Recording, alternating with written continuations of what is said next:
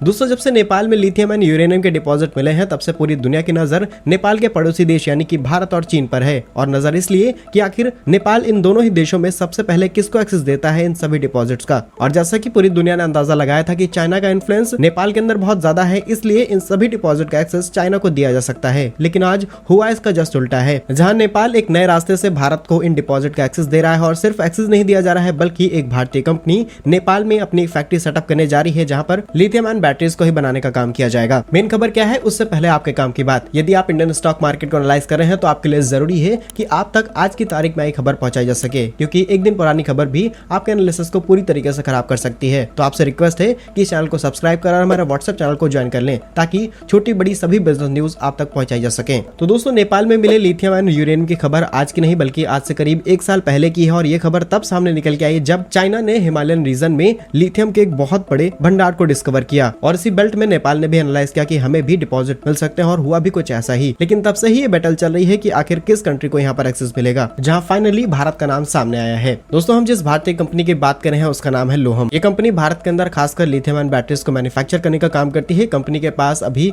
2 facilities हैं और दोनों ही ग्रेटर नोएडा के अंदर हैं। कंपनी ने अभी तक भारत के अंदर 300 करोड़ से भी ज्यादा की इन्वेस्टमेंट कर रखी है, ताकि वो लिथियम एंड बैटरीज बड़े स्केल पर मैन्युफैक्चर कर पाए। और ज्यादातर इनकी लिथियम एंड बैटरीज सप्लाई की जाती है इलेक्ट्रिक व्हीकल्स के लिए। और अब यही कंपनी नेपाल के अंदर अपनी एक रिसाइकलिंग फैसिलिटी सेटअप कर रही है, जिसमें करीब 25,000 मेट्रिक टन इलेक्ट्रिक व्हीकल से निकलने वाली बैटरीज को रिसाइकल करने का काम किया जाएगा। खुशी की बात यह है कि नेपाल ने इस प्रोजेक्ट को अप्रूवल दे दिया है, जहां पर लोहम की तरफ से लगने वाली इस फैक्ट्री के अंदर लिथियम एंड बैटरीज को रिसाइकल करके उसमें निकलने वाले लिथियम, निकल, कोबाल्ट जैसे कुछ रेयर अर्थ एलिमेंट्स को प्योर किया जाएगा। उनसे फिर लिथियम एंड बैटरीज तैयार की जाएंगी। फ्यूचर प्लान की वो अपनी फैसिलिटीज को और ज्यादा एक्सपेंड करेंगे और जो भी रॉ मटेरियल की रिक्वायरमेंट पड़ेगी वो नेपाल से सोर्स कर सकते हैं। और नेपाल के अंदर भी काफी बड़ा ईवी मार्केट है, और नेपाल के अंदर बेचे जाने वाले जितने भी ईवीज हैं उसका काफी बड़ा हिस्सा वो भारत से इंपोर्ट कराते हैं। इसमें कमर्शियल और नॉन कमर्शियल व्हीकल दोनों ही शामिल हैं। वही भारतीय कंपनी लोहिम ये क्लेम करती है कि हम भारत में प्रोड्यूस होने वाली 70 से 80% बैटरीज को रिसाइकल करने का काम करते हैं। और अब कंपनी नेपाल में 2 लाख से भी ज्यादा लिथियम एंड बैटरीज को रिसाइकल करने का काम करेगी। अगर आप ध्यान से देखो तो नेपाल ने भले ही भारत को डायरेक्टली लिथियम का एक्सेस ना दिए हो, लेकिन एक फैक्ट्री सेटअप करना